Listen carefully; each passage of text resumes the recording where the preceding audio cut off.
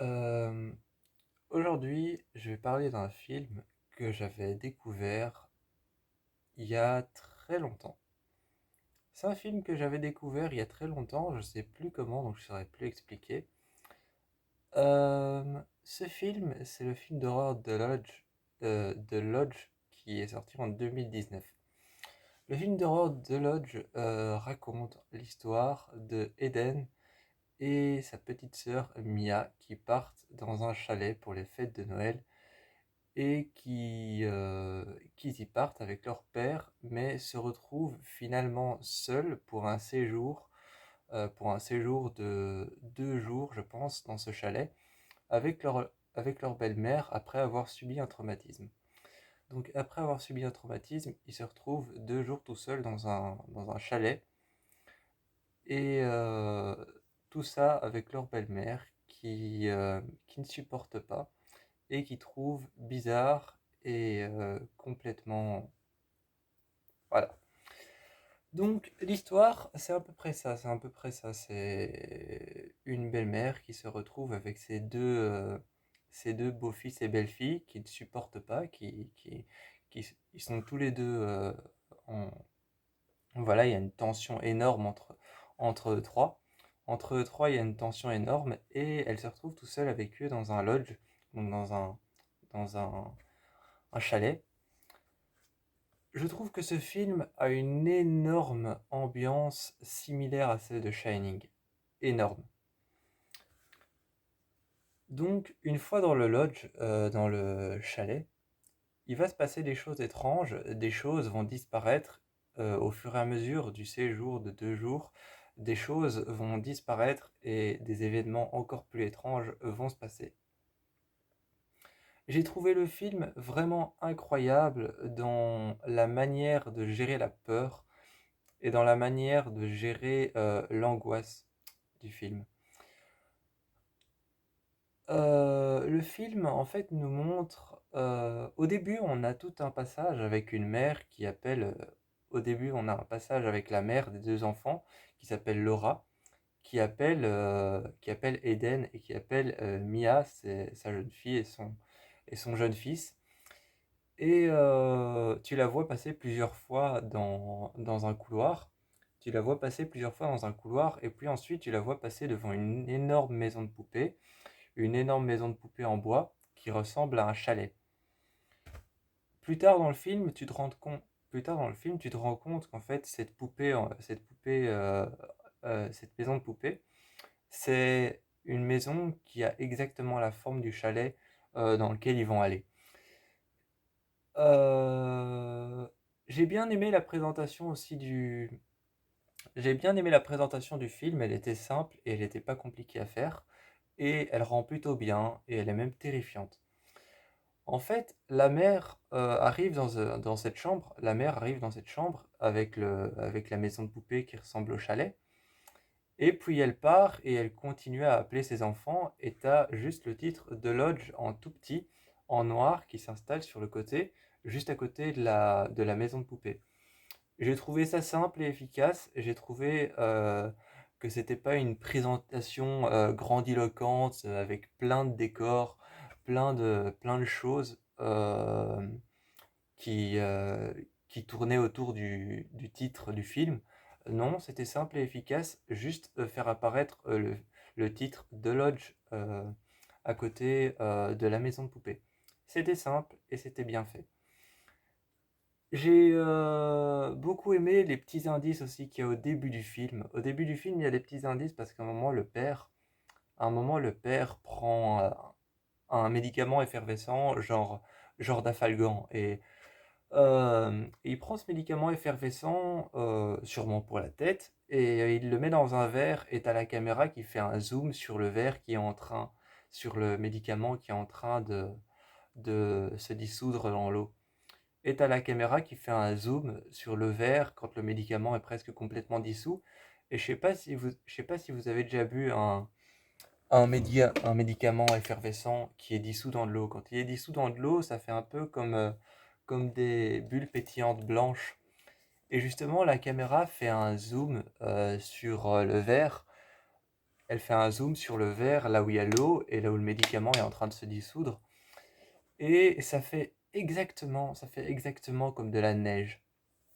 J'ai trouvé ça intéressant de faire un zoom sur le médicament effervescent parce qu'en fait, ça fait justement comme de la neige. Ça fait vraiment comme si on était dans une tempête de neige. Et avec le bruit du médicament, vous savez à quoi ressemble le bruit d'un médicament effervescent. Avec le bruit du médicament effervescent, ça fait exactement comme si on entendait la neige qui partait avec le vent dehors. Et donc, j'ai trouvé ça vraiment très intéressant. Le début du film m'a foutu une trouille noire.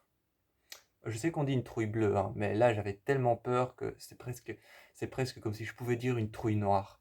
Le début du film m'a foutu une trouille noire pas possible, parce que au début du film, la mère de Eden et Mia apprend qu'elle va, euh, qu'elle va signer les papiers du divorce et que son ex-mari va aller se marier avec cette femme, avec Grace, et donc leur belle-mère à eux deux, qu'ils n'aiment pas. Et elle apprend qu'ils vont se marier dans quelques semaines et qu'ils vont faire ça ensemble, en intimité, dans un petit chalet quelque part, mais qu'ils vont faire ça ensemble. Et tu la vois toute contente qui part et qui va s'asseoir à une table dans une genre de maison, une toute petite maison. Je trouve que la maison du film est super belle. En fait, il y a deux maisons. Il y a une maison en ville et il y a une maison, il y a le chalet. Et la maison en ville, au début, elle apprend ça et elle va s'asseoir à une table et tu la vois retirer son collier. Son collier qui en fait est un médaillon avec une croix. Et elle retire son médaillon et elle le pose sur la table et à côté tu vois une bouteille de vin avec un verre de vin vide et elle se remplit un verre de vin. Elle se remplit un verre de vin qu'elle qu'elle boit et ensuite elle le dépose et c'est dingue à quel point cette scène est calme. C'est une scène qui est calme avec la mère qui se sert un verre de vin, qui retire son médaillon, qui le dépose sur la table, sur le côté, qui sert un verre de vin, qui le boit. Et ensuite, elle prend un truc dans son sac et tu la vois vraiment se pencher et prendre un truc dans son sac. Là, je vous dis rien, absolument rien, parce que ce serait vous gâcher tout le film. Ce serait vous gâcher tout le film, mais je vous dis absolument rien. Mais elle prend un truc dans son sac et après c'est fini. Voilà, après c'est fini. Après c'est fini, on passe à la deuxième scène, parce que je vais sauter quelques étapes de cette scène-là pour vous éviter de vous, de vous spoiler ce qui s'est réellement passé. Mais elle fait un truc qui est énormément surprenant et qui te fout dans l'ambiance du film directement. Elle fait quelque chose qui te met dans l'ambiance du film directement et qui te met dans une ambiance horrifique. Le film s'appelle The Lodge, mais aussi en français, au Québec, il s'appelle Peur glaciale. Au Québec, il s'appelle Peur glaciale et il est classé comme film de Noël horrifique. Il est classé comme film de Noël horrifique, mais j'ai pas trouvé que c'est un film de Noël. J'ai trouvé que c'est plus un film d'horreur. J'ai trouvé que c'était plus un film d'horreur dans lequel euh, ça se passait à Noël. Je veux dire, si The Lodge, si The Lodge est un film de Noël horrifique, Conjuring 2 est un film de Noël horrifique parce qu'il se passe à Noël. Un film de Noël horrifique, pour moi, c'est Black Christmas. Black Christmas est un film de Noël horrifique. Là, je suis d'accord, je suis tout à fait d'accord. Mais The Lodge, j'ai trouvé que c'était un film d'horreur, tout simplement. Pas un film d'horreur Noël horrifique, parce qu'en fait, il se passe à Noël, c'est tout. Il se passe à Noël dans un chalet. Et j'ai beaucoup aimé la subtilité des détails dans ce film, parce qu'au début, je vous avais dit, hein, le verre effervescent qui est filmé de très près et qui ressemble à une tempête de neige. Euh, et plus tard, après ce que la mère a fait, après le traumatisme des enfants, on va dire ça comme ça, après le traumatisme des enfants, plus tard, tu vois justement Eden justement le grand frère, le frère aîné, qui, euh, qui voit sa sœur pleurer.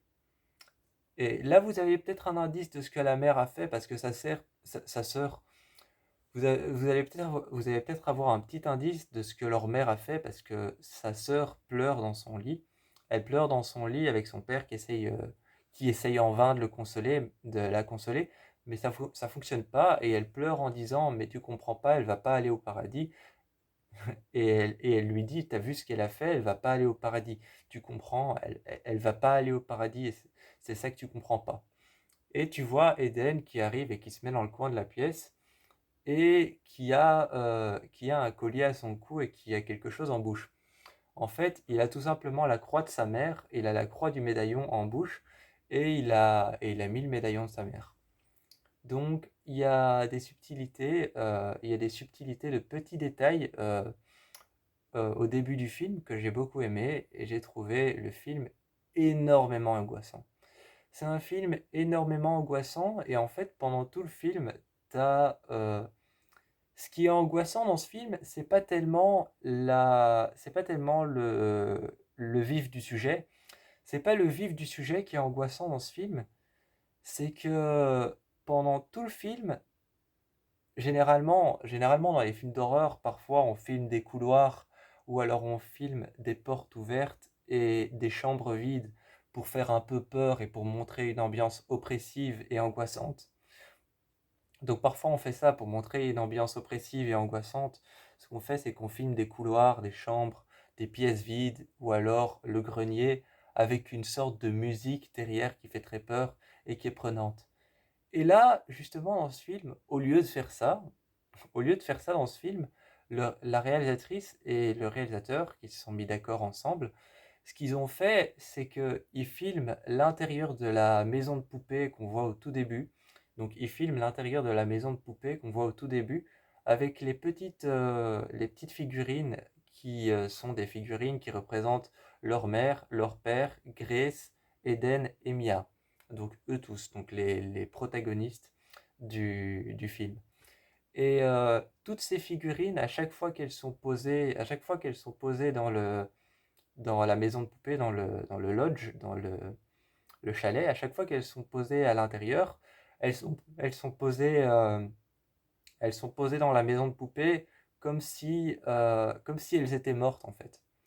Donc elles sont posées comme si elles étaient mortes et à mon avis, ils ont fait ça avec une micro-caméra, donc une caméra minuscule, une petite caméra, et ils filmaient à l'intérieur des sortes de plans avec les poupées qui sont posées sur le sol, sur le fauteuil, ou qui sont mis à table de manière complètement comme si elles étaient mortes. Et d'ailleurs, au début, encore une petite subtilité, à un moment, tu les vois tous à table, et avec un repas qui est posé au milieu de la table. Et donc tout ça se passe dans la petite maison de poupées. Et tu vois toutes les poupées qui représentent Eden, Mia, leur père, et Grace qui sont mis à une table. Et en fait, ça c'est la représentation d'une scène qui viendra après dans le film, où c'est la représentation directe d'une scène qui viendra après dans le film. Le film dure 1h40, et c'est la représentation de la scène finale. Et il faut le savoir, il faut déjà avoir vu le film au moins une fois pour comprendre que c'est la représentation directe de la scène finale qui va clôturer le film. Et on a plein de choses qui font peur comme ça. On a plein de choses qui font peur comme ça. Il y a aussi en fait, il y a plein de représentations dans cette maison de poupée. Par contre, il y a un truc que j'ai trouvé idiot dans ce film. Il y a un truc que j'ai trouvé idiot dans ce film, c'est par exemple, un moment, Eden met fin à ses jours. Un moment, Eden met fin à ses jours, et de manière XY, hein, de manière XY, il met fin à ses jours, et quelques scènes avant, dans le film, quelques scènes avant, il y avait la poupée il y avait la figurine censée représenter Eden à l'intérieur de la maison de poupée, qui était mise exactement comme lui a mis fin à ses jours dans la maison. Donc à chaque fois, il y a des petites représentations dans la maison de poupée. Et surtout qu'il y a une représentation, en fait, une fois que sa mère est morte, elle prend soin de petites crevettes, des petites crevettes domestiques comme ça dans un sachet, dans un bocal. Ça a un nom particulier. Ça a un nom particulier et elle prend soin de petites écrevisses comme ça transparentes qu'elle a dans un bocal. Et tout au début, tu vois ces petites écrevisses transparentes, ces petites crevettes transparentes qui sont en vie et qui sont dans la maison de poupée, dans sa chambre. Et plus tard, dans le chalet, tu les vois poser sur plus tard dans le chalet, quand ils arrivent dans le chalet, dans le lodge, tu les vois poser dans un sachet sur le dessus de la cheminée. Et donc, c'est encore une fois une petite représentation de ce qui va se passer dans le film, mais qui a été représenté dans la maison de poupée. Il y a plein de choses hyper étranges, comme par exemple la nourriture qui disparaît. Et la nourriture, à un moment, disparaît, et à un moment, ils ont plus le câble, ils ont plus le Wi-Fi, et ils ont plus de radiateur, et le groupe électrogène a été coupé. Et tout ça, tu comprends à la fin hein, comment ça a été fait. Mais je trouve qu'à la fin, le, l'explication de pourquoi ils avaient plus de batterie sur leur GSM, pourquoi est-ce que le groupe électrogène a été coupé et pourquoi est-ce qu'il y avait plus de nourriture dans le frigo, dans les placards et pourquoi est-ce que les médicaments de Grace ont disparu. À la fin, l'explication est un peu, tu te demandes pourquoi? Tu te demandes vraiment pourquoi en fait. T'es un peu genre, pourquoi vous avez fait ça? Et donc, euh, en fait, en fait, euh, quand, quand ils sont dans le chalet, les deux enfants décident de faire une sorte de farce, si on peut appeler ça comme ça. Si on peut appeler ça comme ça, les deux enfants décident de faire une sorte de farce à Grace parce qu'ils l'aiment pas. Donc parce qu'ils l'aiment pas, ils décident de lui faire une blague, mais une blague vraiment de mauvais goût. Genre la blague, tu peux la trouver uniquement dans un film d'horreur. Donc ils décident de couper le groupe électrogène et de faire comme s'ils ne le savaient pas et de laisser Grace le découvrir. Ils décident de ranger toute la nourriture et de laisser Grace le découvrir et de faire comme s'ils ne savaient pas. Ils décident de couper la batterie de leur GSM et de laisser leur GSM se décharger et de faire comme s'ils ne savaient pas et de laisser Grace découvrir ça. Ils décident de prendre les médicaments de Grace et de laisser Grace le découvrir et de faire comme s'ils ne savaient pas eux aussi. Et, euh, et justement, euh, au début du film, tu découvres Grace, tu suis Grace comme ça, qui est dans le chalet et qui découvre qu'il n'y a plus de nourriture, que le groupe électrogène est coupé, que son GSM est à plat, qu'il n'y a plus de batterie, qu'il n'y a plus d'électricité, qu'il n'y a plus rien. Et donc là, tu te dis, putain, on est dans une ambiance de film d'horreur, il se passe quelque chose. Il se passe quelque chose, tu te dis, on est dans une ambiance de film d'horreur, et c'est bien parce que tu découvres un personnage qui comprend pas trop ce qui se passe, avec d'autres personnages qui lui disent, écoute, nous aussi, on comprend pas trop ce qui se passe, on comprend pas, on sait pas, autant que toi, on est autant perdu que toi, on sait pas. Et puis après, tu as cette explication qui vient, genre, ils prennent une décision, les deux enfants prennent une décision et disent, bon, maintenant c'est fini, on va ressortir tout et on va tout remettre à sa place et on va expliquer à Grace que c'était qu'une blague. Sauf que ils lui ont fait croire, en plus de ça, ils lui ont fait croire, c'était quand même une blague bien organisée, c'était quand même une blague bien organisée, mais très malsaine, ils lui ont fait croire qu'ils étaient tous morts et qu'ils étaient au purgatoire. Donc ils ont mis des enregistrements de Grace qui était dans une secte avant quand elle était jeune. Ils ont mis des enregistrements de la secte, des genres de prières, des genres de prières maléfiques et des genres de prières sadiques qu'ils ont foutu un peu partout dans la maison. Et Grace a commencé à entendre ça et à vraiment croire qu'elle était au purgatoire et qu'il fallait purifier leurs âmes, ils ont imprimé des fausses photos de eux-mêmes. Donc les enfants Eden et Mia et Grace aussi, ils ont imprimé des photos de E3. Enfin, Grace n'était pas dans le coup, c'est seulement les enfants qui ont fait ça. Ils ont imprimé des articles de disparition avec leurs photos avec écrit Missing, disparu. Donc, euh, donc ils ont tout fait, ils ont même été jusqu'à imprimer des articles d'eux qui ont disparu.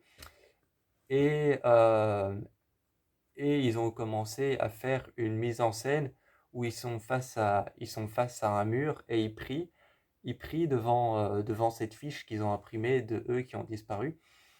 Et t'as Grace qui arrive et qui leur dit qu'est-ce que tu fais, qu'est-ce que tu fais. Et il se retourne et il lui dit on est mort, il faut qu'on se repentisse, on est au purgatoire. Donc, t'as Grace qui n'y croit pas du tout et qui lui dit arrête tes conneries, arrête tes conneries. Elle le bouscule un peu, elle le prend, elle le secoue, elle lui dit arrête, elle le pousse par terre et puis il prend la feuille et il lui dit regarde, regarde si tu me crois pas, on est réellement mort. Et là, elle regarde la feuille et ça part en total. Le film devient complètement barré et c'est à ce moment-là que la blague ne devient plus drôle parce que Grace devient complètement folle. Grace devient complètement folle et commence à croire réellement que tout est vrai. Donc elle commence à croire réellement que tout est vrai et c'est ça que je trouve con dans le film, c'est que ils auraient pu faire un truc où ils arrivent dans un lodge, dans un chalet, et il se passe des choses étranges et ils doivent découvrir ce que c'est, genre la nourriture disparaît, le groupe électrogène se coupe et genre le groupe électrogène se coupe, les GSM sont à plat et il n'y a plus d'électricité pour les charger. Et ils doivent essayer de partir de là, de sortir du chalet et de découvrir pourquoi il s'est passé ça. Ils auraient pu faire quelque chose comme ça aurait donné une ambiance de film d'horreur peut-être classique, mais une bonne ambiance de film d'horreur. Tandis que là, on est sur une vanne faite par des enfants avec un raisonnement finalement où tu as su dès le départ que tu n'aimais pas cette femme. Plus tard dans le film, au début, il y a une scène où il regarde sur internet un article à propos de Grace, où Grace faisait partie d'une secte, une secte religieuse, et genre des fanatiques, hein, parce que j'ai toujours aimé les films de secte. J'ai toujours aimé les films de secte et de fanatiques. C'est toujours un truc qui m'a plu. Les films de secte et de fanatiques, c'est toujours un truc qui m'a beaucoup plu. J'ai beaucoup de films de secte et de fanatiques. Et donc, dès le départ, tu as été voir sur Internet un truc à propos de Grace. Tu as compris qu'elle faisait partie d'une secte où elle devait, où dans cette secte, ils se sont tous suicidés. Ils se sont tous suicidés sauf elle, et elle a été promis un devoir. Elle a été promis un devoir par le pasteur qui était une figure paternelle pour elle, qui lui a lancé un devoir, c'était de répandre la parole de cette secte partout dans le monde au plus de personnes qu'elle pouvait. Et donc, à partir du moment où tu sais ça, et que tu sais que la meuf a participé à un truc de fou, et de fou dans le vrai sens du mot, euh, tu lui fais pas une blague comme ça, quoi. Je veux dire, tu lui fais pas une blague, tu lui fais pas croire qu'elle est au purgatoire, tu lui fais pas croire que l'électricité a disparu, tu lui fais pas croire que son GSM est tombé à plat comme par magie, et tu tues pas son chien, qui était la seule chose qu'elle avait pu s'offrir et qu'elle avait pu se faire comme cadeau à elle-même, euh, pour, euh, simplement lui faire une blague. Et après, il s'étonne que la meuf devienne complètement tarée. Après, il y a une scène qui est hyper flippante où ils sont dans un, il y a un petit toit, une sorte de petit grenier tout fin où limite ils doivent se tenir comme ça pour pas toucher le plafond. Euh, et t'as Grace qui monte les escaliers et t'as eux deux qui sont juste contre le mur. Et t'as Grace qui arrive et qui dit des choses comme chut, vous n'avez plus à avoir peur maintenant, la mort est déjà loin derrière nous. Donc elle leur dit des trucs comme chut, vous n'avez plus à avoir peur maintenant, la mort est déjà loin derrière nous, vous voyez, tout est fini. Et elle s'avance Elle s'avance vers eux et t'as Eden qui commence à s'expliquer, à dire c'était qu'une blague, c'était qu'une blague, c'était qu'une blague, c'était qu'une blague. Vous l'avez rendue complètement tarée, vous l'avez rendue complètement folle. Elle venait de sortir d'une secte à laquelle elle voulait échapper et à laquelle elle était censée répandre la parole à tout le monde. Et vous lui avez fait croire qu'elle était morte, qu'elle était au purgatoire et, euh, et vous vous étonnez qu'à la fin elle est complètement folle. Ouais, c'est un énorme bon film d'horreur. C'est un énorme bon film d'horreur. J'ai beaucoup aimé les passages aussi où elle a des sortes de visions. Il y a un passage que j'ai beaucoup aimé. À un moment, elle a une sorte de vision où elle se balade où elle se balade comme du somnambulisme dans le chalet. Elle se balade dans le chalet comme du somnambulisme avec un flingue à la main. Et puis ensuite, elle se réveille assise sur le bord de son lit. Et t'as l'impression, quelque part, ça donne un aspect fantomatique parce que tu sais pas si c'était dans sa tête ou si c'était la réalité. Et puis, il y a la même chose où elle se balade dans le chalet. Et puis, elle voit, elle voit un corps étalé sur un lit. Je crois que ça ressemble au corps de Eden, qui est allongé sur le lit avec un linceul mauve en forme de carré, enfin de losange plutôt, sur son visage et elle retire le linceul et il y a un scotch avec écrit sin, donc péché. Donc il y a un scotch avec écrit péché, avec écrit sin et donc elle retire ça et elle voit ça et finalement le truc se coupe, la scène se coupe et, euh, et tu la vois juste comme ça, vraiment, tu la vois fixer un point dans le vide juste au-dessus du lit d'Éden et regarder vraiment dans le vide, les yeux dans le vide. Tu vois vraiment, tu vois le vide dans ses yeux et tu la vois regarder Eden en train de dormir au-dessus de son lit. Et là encore une fois, ça donne une impression fantomatique parce que tu sais pas si ça se passait dans sa tête ou si c'était la réalité.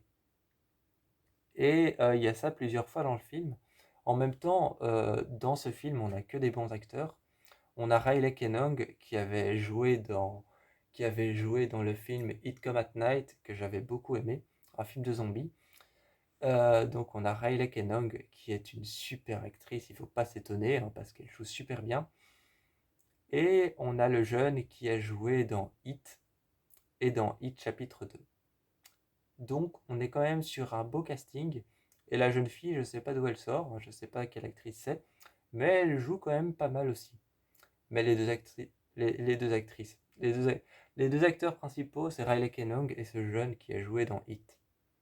Donc, moi, je vous fais plein de bisous et je vous encourage à aller voir The Lodge pour finir ma vidéo sur ce film que je vous encourage vraiment à aller voir.